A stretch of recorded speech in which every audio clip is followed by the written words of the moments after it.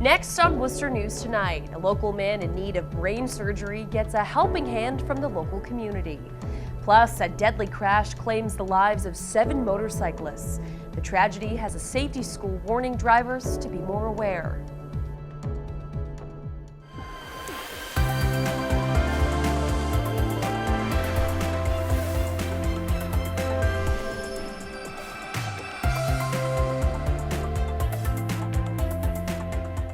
Good evening and thank you for joining us. I'm Anna Botari.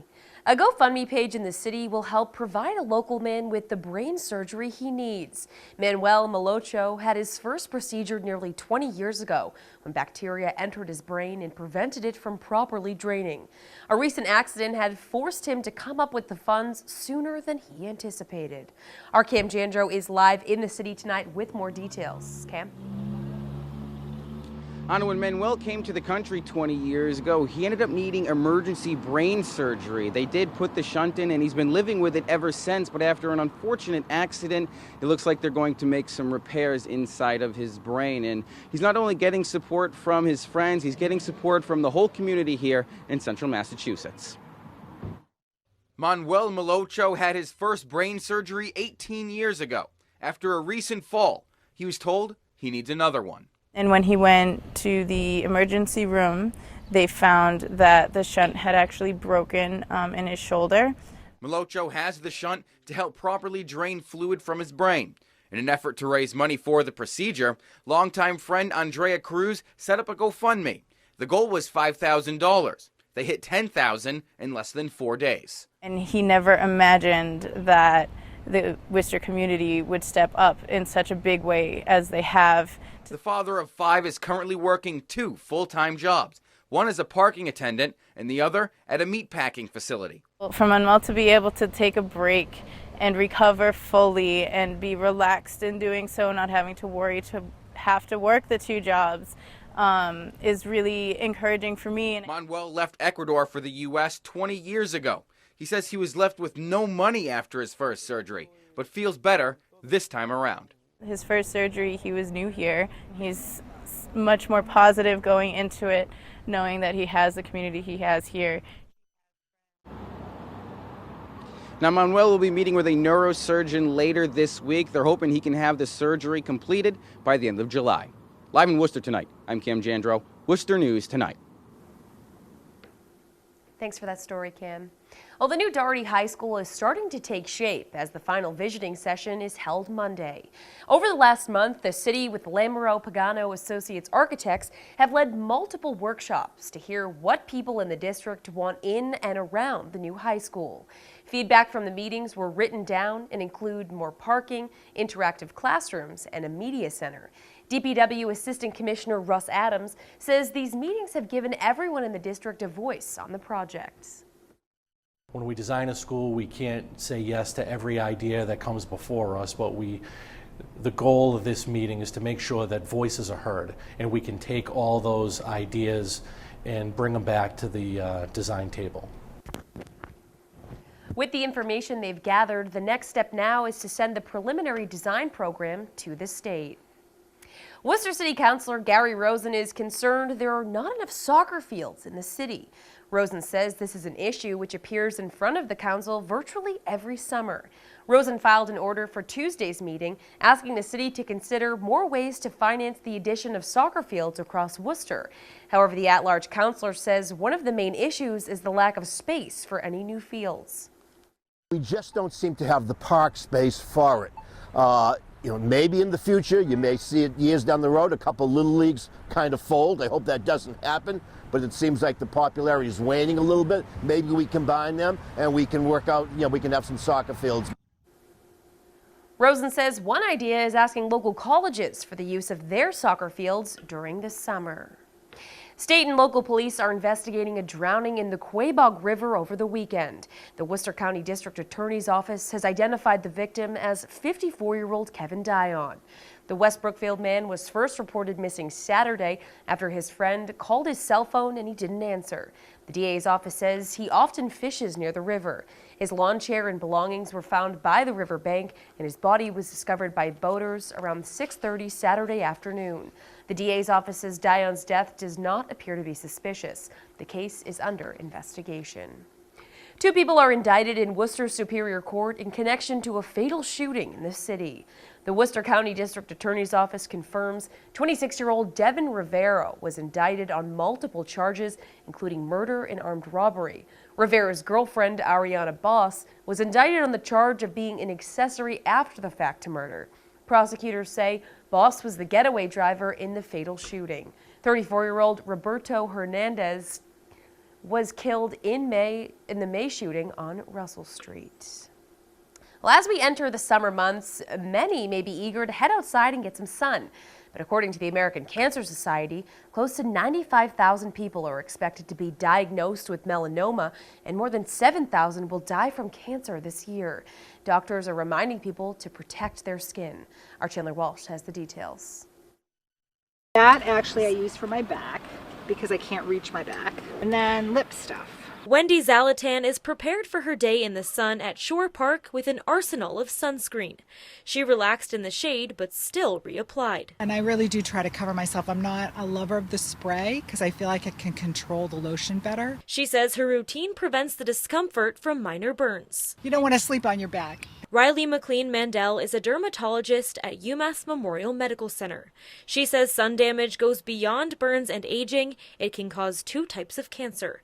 She says up to 20% of the population will get non-melanoma cancer at least once. Those are the type that more frequently present as a spot that's either sore or bleeding, and they're treated with something like Mohs surgery, where you come in and you have a local procedure done. When it comes to identifying melanoma, McLean Mandel is looking for warning signs like asymmetry, border, color, and size. She says melanoma is aggressive and can be fatal if it's not caught early. Unfortunately, with melanoma, if it grows deep enough, and deep is very small, like a fraction of an inch, you're talking about a melanoma that will likely have spread to the brain, to the lungs, to different parts of the body. McLean Mandel recommends wearing protective clothing like wide hats and sunglasses and applying sunscreens every 2 hours. The summertime, when people come in and they have a sunburn and they're there for us to treat a skin cancer, it's really disheartening for us. Zalatan says she never used sunscreen as a kid, but now it's a different story. Now that we've learned so much about skin cancer, I find that you can't ignore that kind of evidence. McLean Mandel says melanoma is one of the leading cancer killers in women under 30. She says the key is for people to protect themselves and limit sun exposure when young. She says the sooner good habits are formed, the better. In Worcester, Chandler Walsh, Worcester News Tonight. The motorcycle community is mourning the loss of 7 people killed in a devastating crash in New Hampshire late last week. The Central Mass Safety Council says they teach young drivers to look twice while on the road to prevent a tragedy like this from happening. Our Brittany Schaefer has more. Motorcyclists across central Massachusetts are devastated after hearing news of a horrific crash. That made the hair on the back of my neck stand up. More than anything else, I just can't stop feeling for those people. A Massachusetts man is charged with 7 counts of negligent homicide. Prosecutors say his truck collided with 10 motorcycles in New Hampshire Friday. Rob Masser is the assistant director of the Central Mass Safety Council and has been riding for decades. He wants to prevent tragedies like this from happening. As a trainer, I don't know that I could possibly express to you or anybody watching how much it hurts to see somebody go through that. I have an unlimited amount of sympathy for the surviving family and friends of the people who didn't survive that crash. And there's a part of me that wants to know exactly what happened so that I can do my job to try and protect other people in the future from it happening again. The Safety Council lost a member of its own in a motorcycle accident in 2015. Masser says 25-year-old Brian Tangney was a gentleman and a friend. To lose one of my best friend's sons like that, and a co-worker, and in particular somebody that I was close with, was extremely hard.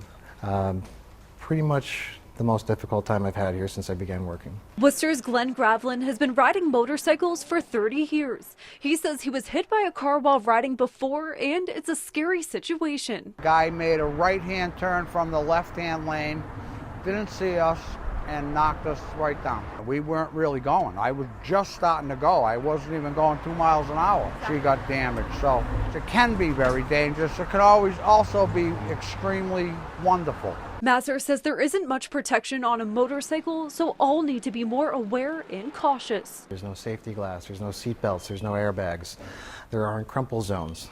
It's easy to misjudge the distance and the speed of a motorcycle, so it's really important to just do what those yellow signs say. Check twice to save a life. Masser says in New England there aren't motorcyclists on the roads often because of long winters, so drivers might not be as used to them, so we can't stress enough the importance of checking twice. In Worcester, Brittany Schaefer, Worcester News Tonight. In order to secure what he calls a clear right-of-way for the redesign of Kelley Square, Worcester City Manager is asking to initiate land takings necessary for the project. City Manager Ed Augustus says the project includes 59 temporary and 33 permanent easements over property owned by abutters. He says they need to be obtained by the city for the reconstruction of Kelley Square.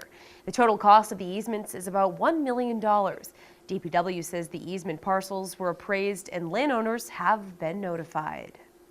Well, a once dark alley in downtown Worcester is now filled with neon light thanks to a new interactive mural. Spanish artist Spider Tag, who chooses to stay anonymous, created the piece in Allen Court Alley using flexible cables and other industrial resources. He travels the world creating art. This is the 5th interactive neon mural he's created. When I travel and I do a mural, I always looking to do like a landmark for the city, for the community, just trying to inspire the city, inspire the people of the city, and I'm trying to do my best to make something unique. How about those glasses, huh? Pretty cool.